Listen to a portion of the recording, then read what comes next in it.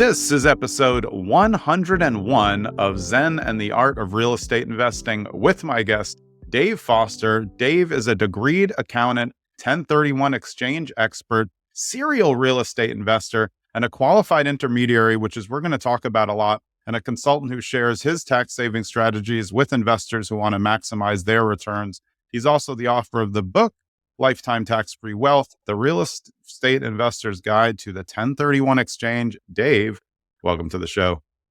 And I'm also just a guy who's tired after that introduction. Great to meet you, Jonathan. Yeah, you too.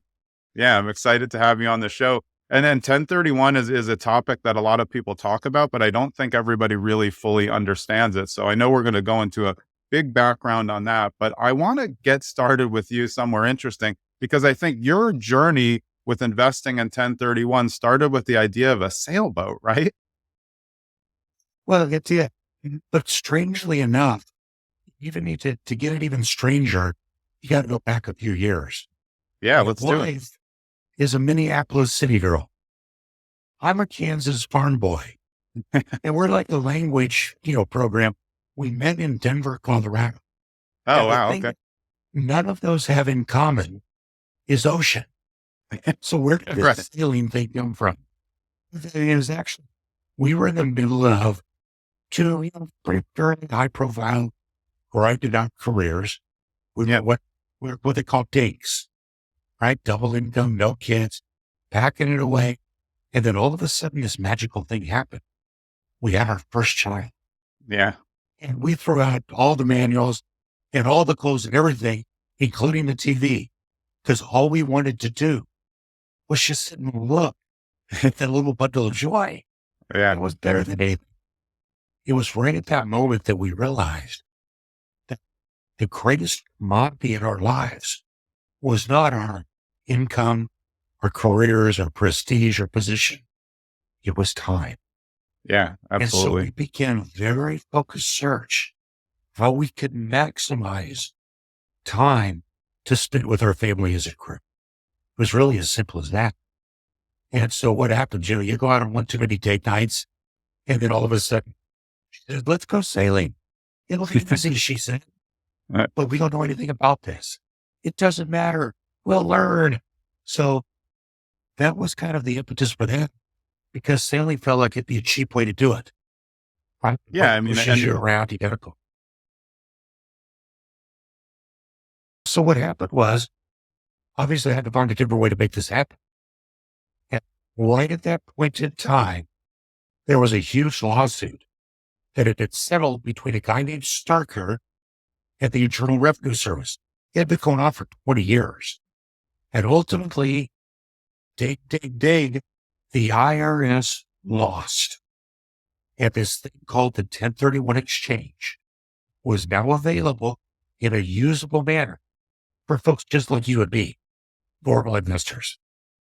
And what the 1031 exchange allows you to do is to sell investment real estate, and then go and buy new investment real estate. And in the middle, you don't have to pay the taxes. You get to use the tax to buy more real estate, which means more return to you.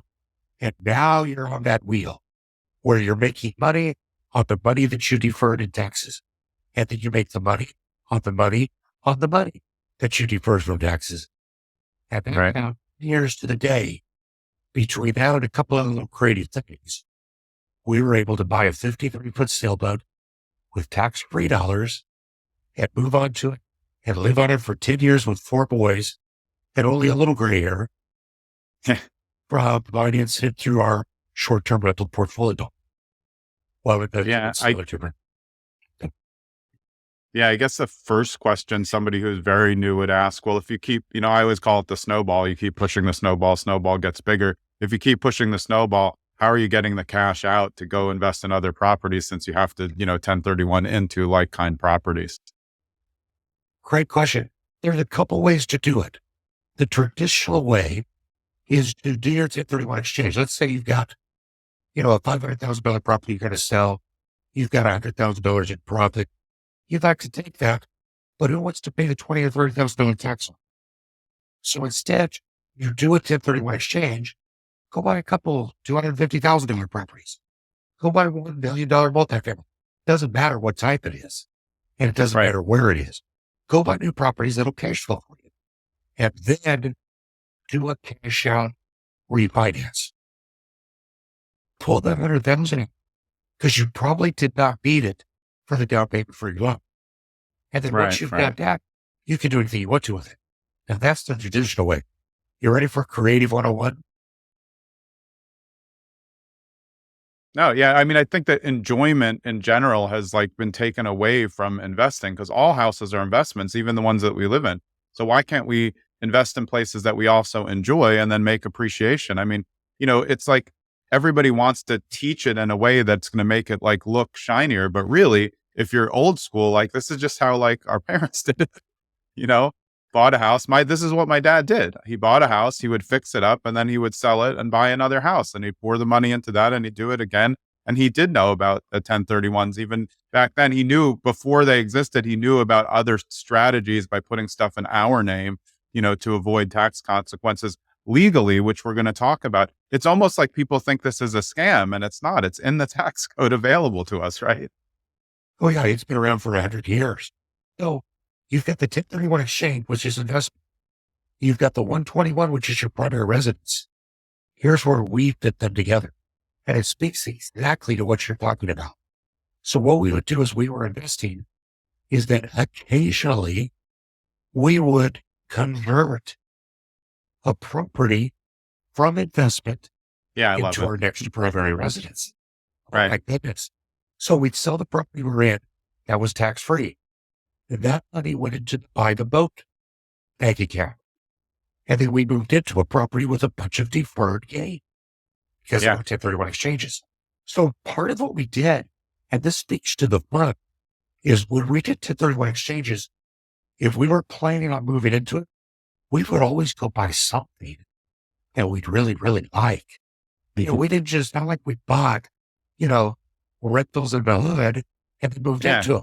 We would 1031 into really nice houses that we would like to live in. Yeah. And that worked out perfect because then every time we would then sell from that. Now, I've got to caveat because this was pre-2008. Before that, we would get all of the gain tax-free. Yeah. Wow. Since 2008, they now make you prorate. So I don't know. I think the IRS put like a poster of me up in the lunchroom or something. Didn't like it, but we got away with it. And it was legal back then. But every time we did that, we would put that money into the buy the boat bank. Yeah. Now, we knew, remember where we lived, right? We were in Denver.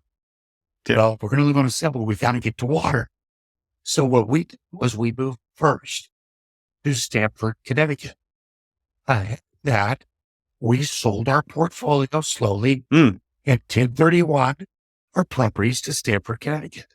Yeah. Because you buy anywhere in the United States. And then when we moved to Connecticut, guess what we did?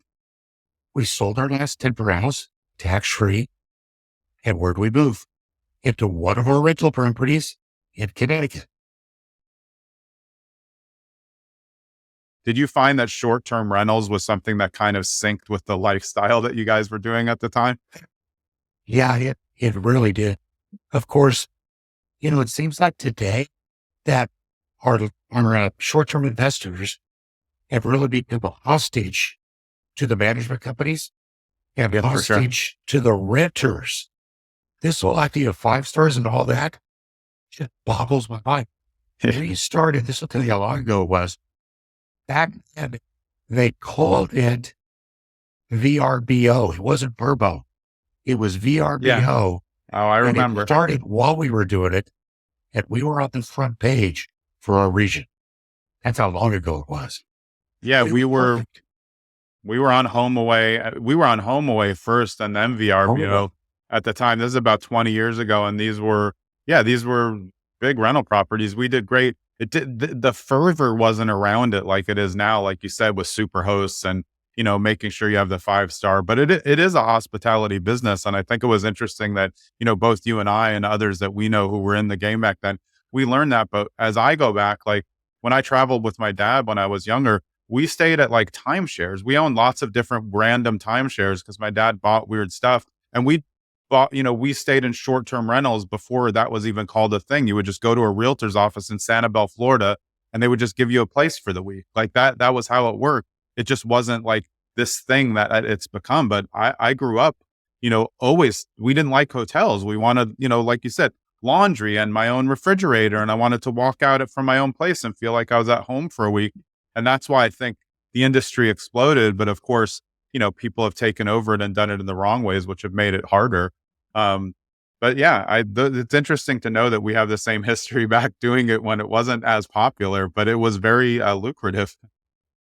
Well, and it's actually a very, very popular later life cycle strategy for exactly what you're talking about. Because we get investors who will say, okay, I'm making money, but I'm tired of all this. I'm not having fun. Right. And so our encouragement is, well, do you have someplace you like to vacation? Go buy a vacation rental there. Yeah. Whether or not you manage it yourself. Yes, it may affect your return in dollars, but it will probably greatly increase your return in enjoyment. And we have people that will 1031 into old portfolios. If there's a place where they get copper, where they want to eat. There's a place in Florida where they like to go to the beach. There's a place in Silverville, Tennessee, where they like to go see the colors change.